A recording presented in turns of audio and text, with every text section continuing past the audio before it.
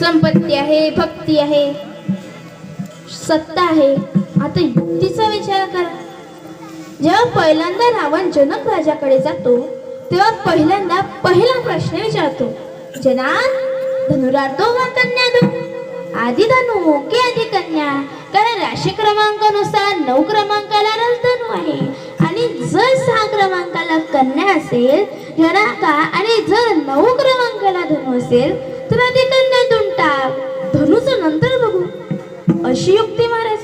पण तेही जनक राजा होते.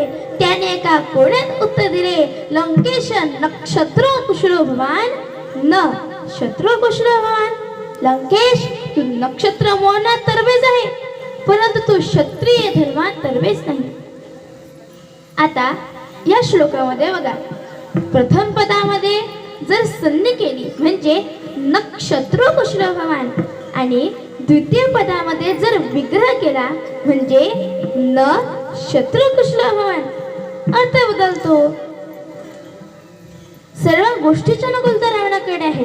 संपत्ती आहे, भक्ती आहे, युक्ती आहे, सर्व गोष्टीची अनुकूलता आहे. परंतु त्याच्याही गोष्टी अपूर्ण राहिल्या. खारा समुद्र गोळ करणे, स्वर्गाला शिडी लावणे आणि सोन्याला सुगंध देणे नाही. विठ्ठल विठ्ठल. विठ्ठल विठ्ठल विठ्ठल